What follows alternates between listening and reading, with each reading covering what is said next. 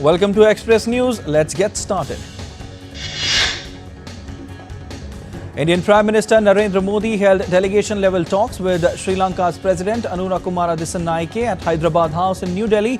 Dissanayake is on a 3-day visit to India.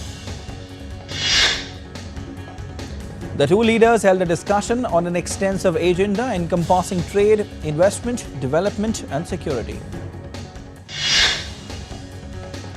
After the meeting, the leaders witnessed exchange of two agreements between India and Sri Lanka. The two sides signed pacts on avoiding double taxation as well as on capacity building and training. At the joint press statement with Sri Lankan President Dissanayake, Prime Minister Narendra Modi said that India has so far provided $5 billion in line of credit and grant assistance to Sri Lanka. Sri Lankan President Anurakkumara assured PM Modi that Sri Lanka will not allow its land to be used in any way in a manner that is detrimental to the interest of India. India's Vice President Jagdeep Dhankar met with Sri Lanka's President Dissanayake.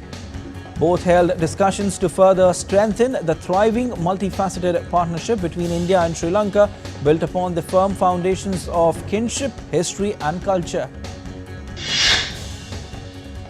Sri Lanka's President Dissanayake was received by India's Prime Minister Narendra Modi at the Rashtrapati Bhavan in the national capital Delhi on Monday, where he was accorded a ceremonial reception. This is his maiden state visit to India. The Sri Lankan President paid tribute to Father of the Nation Mahatma Gandhi by laying a wreath at Rajghat. Briefing media on the visit of Sri Lanka's President to India, Foreign Secretary Vikram Misri said that Sri Lanka is an integral part of India's neighbourhood first policy and Sagar vision. In the ongoing winter session of the Parliament of India, Rajya Sabha or the upper house, Finance Minister Nirmala Sitharaman initiated the discussions on the Constitution on Monday. The lower house or the Lok Sabha held a discussion on supplementary demands for grants, first batch for 2024-25, seeking Parliament's permission to spend an additional Rs 44,143 crore for FY 2024-25. India celebrates Vijay Diwas on December 16 to mark its victory over Pakistan in 1971 war. Defence Minister Rajnath Singh and also top military brass paid homage to 1971 war heroes. On this day, President Draupadi Murmu, Prime Minister Narendra Modi and Vice President Jagdeep Dhankar also remembered the martyrs and their sacrifices. Indian and Bangladeshi armed forces came together to commemorate the 53rd anniversary of the Liberation War of 1971 on the occasion of the Vijay Diwas on Monday. They exchanged greetings and sweets at the Agartala-Akhora border in Tripura. Tabla maestro Ustad Zakir Hussain passed away at the age of 73. In his career spanning 6 decades, he received the Padma Shri, the Padma Bhushan, the Padma Vibhushan and 4 Grammy Awards. India's Prime Minister Narendra Modi and leaders across political spectrum expressed condolences. The Deputy Prime Minister and Minister of Foreign Affairs of Moldova, Mihail Popsoy, paid homage to Mahatma Gandhi at Rajghat on Monday. Popsoy is on official visit to India from December 15 to 17. India's External Affairs Minister S. Jaishankar and Mihail Popsoy jointly inaugurated the Moldova's embassy in New Delhi. On the occasion, Jaishankar highlighted the importance of this event as a milestone in India-Moldova relations, especially since establishing diplomatic ties in 1992. Delhi Airport has reached a monumental milestone, becoming India's first airport to connect 150 destinations worldwide with the recent addition of Thai AirAsia X flights to Bangkok. Indian equity indices ended on a negative note on Monday with Nifty below 24,700 and Sensex fell 420 points. At close, Indian rupee ended 8 paise lower at 84.87 per dollar on Monday. India's wholesale price index-based inflation for November eased to 1.89% on an annual basis, down from 2.36% in October, according to the Ministry of Commerce and Industry data released on Monday. India's overall exports, merchandise and services combined in November were to the tune of USD 67.79 billion, a 9.6 rise on a yearly basis, Commerce Ministry data showed on Monday. Global crude oil futures eased from their highest levels in weeks as traders took profit while waiting for a Federal Reserve meeting later this week for clues on further rate cuts. Bitcoin surged to a record high above $106,000 on Monday after President-elect Donald Trump suggested he plans to create a US Bitcoin strategic reserve. Russia's Defense Minister Andrei Belousov said on Monday that military spending had reached 6.3% of gross domestic product, a figure in line with Russia's budget proposals. South Korean shares climbed on Monday to their highest level in more than 2 weeks after Parliament impeached President Yoon Suk-yeol over the short-lived martial law. Bolivia is grappling with its highest inflation in over a decade. Foreign currency reserves have plunged to under $2 billion, a steep decline from $15 billion in 2014. Volkswagen's Works Council chief said negotiations with management over cost cuts must find a solution which excludes plant closures or redundancies as a last-ditch round of talks before Christmas gets underway on Monday. South Korea's Constitutional Court said on Monday it will hold the first hearing in the case reviewing President Yoon Suk-yeol's impeachment on December 27. The head of Yoon's party, Han Dong-hoon, has resigned amid the crisis. He said that there would have been bloodshed had the martial law not been lifted. Japan said on Monday that it is paying close attention to political developments in South Korea after President Yoon Suk-yeol was impeached at the weekend. Israeli Prime Minister Benjamin Netanyahu arrived at a Tel Aviv's court on Monday to start the second week of his testimony in the long-running corruption trial. He was indicted in 3 cases involving gifts from millionaire friends and for allegedly seeking regulatory favors for media tycoons in return for favorable news coverage. The Israeli government on Sunday unanimously approved a plan to enhance Israeli settlement building in the occupied Syrian Golan Heights following the toppling of Syria's longtime leader Bashar al-Assad. The UN Special Envoy for Syria, Geir Pedersen, met Abu Muhammad al-Julani on Sunday in Damascus. Shara and Pedersen discussed revisiting the roadmap outlined by UN Security Council Resolution 2254, which was established in 2015 as a framework for Syria's political process. Schools reopened and Christians also attended regular Sunday services for the first time in Syria and for the first time since the overthrow of President Bashar al-Assad a week ago. A special Russian Air Force flight from the Khmeimim Air Base in Syria evacuated some of the Russian diplomatic personnel in Damascus as well as Belarus and North Korean diplomats. Britain on Sunday announced a $63 million aid package to help vulnerable Syrians after country's infrastructure and displaced large numbers of people. Qatar will reopen its embassy in Syria on Tuesday after it was closed for more than 13 years. The development comes after a week after Bashar al-Assad was removed from power. Russian President Vladimir Putin on Monday said he hoped Russian troops would maintain their pace at the front. Putin also held a meeting of defense officials. A Russian tanker, Volgoneft 212, spilled thousands of tons of oil into the critical waterway, killing 1. 12 people were rescued, including 2 in critical condition. A drone stuck at a building in Grozny, capital of Russia's Chechnya region, escalating tensions after Chechen leader Ramzan Kadyrov claimed Ukrainian drones were targeting the city. Kadyrov stated that air defense systems had intercepted 2 drones before the attack. Ukrainian operatives sabotaged a rail line, halting a train carrying 40 tanker cars of fuel near the village of Oleksivka. The mission, aimed at crippling fuel supply routes from Crimea, unfolded in multiple stages. UK Prime Minister Keir Starmer met Norwegian Prime Minister Jonas Gahr Støre on Monday to discuss climate, energy and defense cooperation in Persian. Starmer and Støre spoke about the importance of their partnership in addressing current global challenges. Bangladesh's interim leader Muhammad Yunus has announced on Monday that general elections would be held late next year or early 2026. Bangladesh celebrated Victory Day on Monday as the country was liberated from the Pakistani occupation forces on the same day in the year 1971 after a 9-month-long blood-stained war of liberation.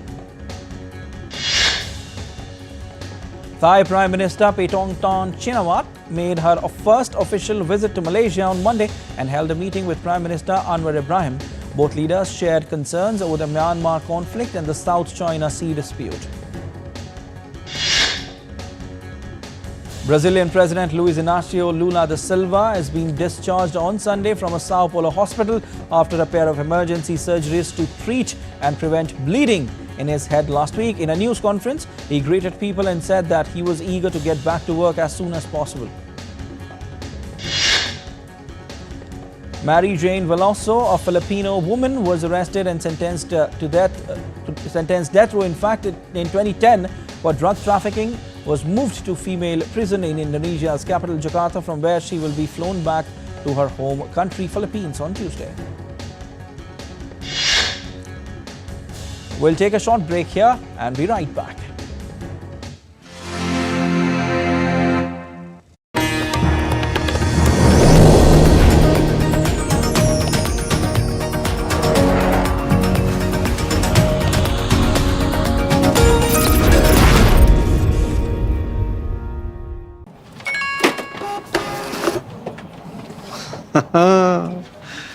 मान लो आपके boss का message आए कि emergency है, अभी का अभी gift card और वाउचर खरीद के पर्सनल मेल पर भेजो। क्या करोगे? भेज दोगे? बॉस, ये बॉस नहीं, बॉस की तस्वीर लगा के फ्रॉडगिरी करने वाले हैं। मैं बॉस का फेवरेट बनना चाहता हूं, पर मूर्ख नहीं हूं। याद रहे, यूपीआई सेफ है, पर कोई आपको बेवकूफ बनाना चाहे तो कहो मैं मूर्ख नहीं हूं।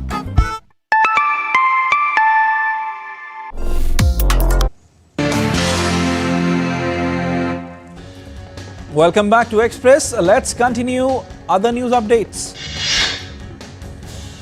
Several homes and trees were destroyed on the French archipelago of Mayotte in the Indian Ocean after cyclone Chido swept through the region. France's Interior Minister Bruno Retailleau arrived in Mayotte following the devastation caused by cyclone Chido, and it urged people not to panic, rush and keep their cool.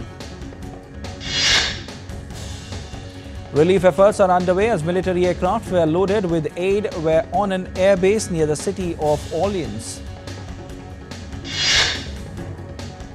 After devastating Mayotte, cyclone Chido entered Mozambique on Sunday, toppling utility poles, shelters and flooding roads.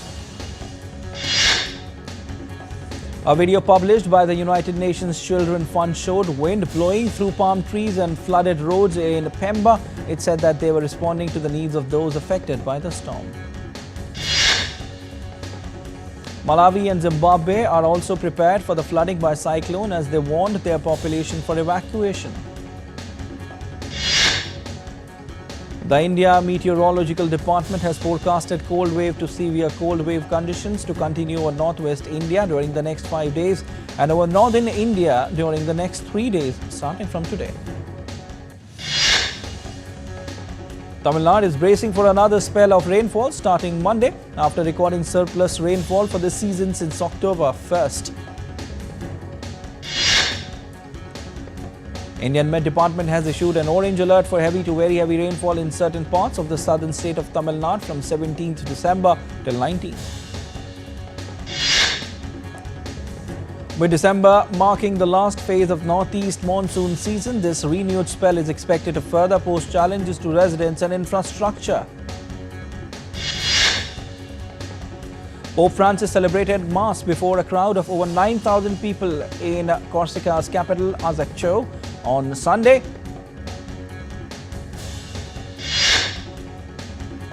This is the first ever trip by Pontiff to the French Mediterranean island till now. Before wrapping up his visit, Pope also held talks with French President Emmanuel Macron. Santa Claus found swimming at the Seattle Aquarium among the fish and other sea life animals to attract visitors during the Christmas Eve. The aquarium's tradition of Santa dive has been going for 15 years throughout the month of December. Bakers and designers showcased intricate gingerbread creations at Stockholm's museum on Sunday during an annual competition. This year's theme, Come Back, inspired designs like Willy Wonka's Chocolate Factory and an Oasis reunion concert.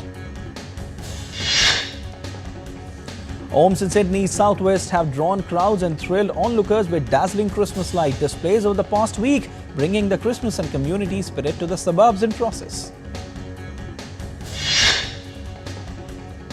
Thousands of Father Christmases traded their customary reindeers for motorbikes in Barcelona on Sunday as they rode through the city's streets. Thousands of participants dressed as Santa Claus took part in a festive race in Mexico City on Sunday. China unveiled new species of Jurassic dinosaur from preserved fossils it discovered in 2007 in southwest China's Yunnan province. The specimen includes an intact skull and 9 cervical vertebrae. That fossil is currently on public display at an exhibition hall in the Lufeng Dinosaur Valley. Ice skating enthusiasts in Shimla are celebrating the early start of the skating season at the 104-year-old Shimla Ice Skating Rink, one of Asia's oldest and a historic landmark of Himachal Pradesh. Ran Utsav attracted a throng of tourists to Run of Kutch, the 100-day festival at Doordo village, famously known as the White Ran Utsav, is being held from November 11, 2024 and will continue till 15th of March 2025.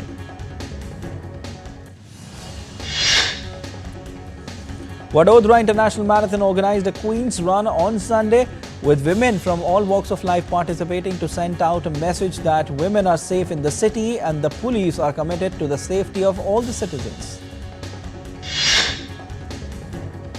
The theme was Hamari Daud, Hamari Suraksha, or Our Run, Our Safety. Apart from the citizens, women cops of She Team also participated in the marathon. The long-awaited film adaptation of Emily Bronte's Gothic classic Wuthering Heights has officially been given a release date. Warner Brothers will debut the movie on February 13, 2026. Oscar Award winner Anne Hathaway and actor-wrestler Dave Bautista are set to star in an untitled action comedy film which will be written by the Adam Project fame writer Jonathan Tropper. One of the most popular comedy shows during the early 2000s, Malcolm in the Middle, is finally getting a revival on Disney+. The launch is expected to come out on 25th anniversary of the show. Actor Haley Atwell is reportedly set to reprise her iconic role as Peggy Carter in the highly anticipated Avengers Doomsday. Legendary actor Jim Carrey has clarified his remark on retirement, which he gave during the promotions of Sonic the Hedgehog 2, and said one can't be definite about these things. Actor and musician Will Smith has dismissed rumors linking him to Sean Diddy Cobb's alleged controversial gatherings. The DC studios have given a green light to a feature film centered around Clayface, the shape-shifting Batman villain. As per reports, the feature film around Clayface will be written by Vision, origin of evil filmmaker Mike Flanagan. Actress Trisha Krishnan will be reuniting with Surya for his upcoming film tentatively titled Surya 45. Indian actress Anushka Shetty is all set to portray a fiercely violent character, Ghati, which is slated to release on April 18 next year. Actor Ajit Kumar has completed the shoot of his upcoming film Good Bad Ugly, taking to ex-director Adhik Ravichandran shared the pictures and videos from the final day on set. India ended day 3 of third test match against Australia on 51 for 4, trailing by 394 runs after rain-forced early stumps in Brisbane. KL Rahul, unbeaten on 33, will lead the command on day 4 after India's top order faced yet another collapse. India's Jasprit Bumrah added another feather to his cap by claiming his 50th test wicket in Australia in just 10 matches. The Indian women's cricket team defeated West Indies by 49 runs in their opening T20 match in Mumbai on Sunday. New Zealand set imposing target of 658 runs for England on the third day of the third test in Hamilton. England lead the 3-match series 2-0. England skipper Ben Stokes suffered a left hamstring injury during the third test against New Zealand in Hamilton and will not field again for the rest of the match. Afghanistan spin spearhead Rashid Khan will return to Test cricket in a 2-match series in Zimbabwe beginning later this month. The youngest world chess champion D. Gukesh arrived in India's southern city of Chennai on Monday. Gukesh was felicitated for achieving this feat in Singapore at just 18 years of age, becoming the second world champion from India after Vishwanathan Anand. In Premier League, Tottenham Hotspur thrashed Southampton by 5-0 at St Mary's Stadium.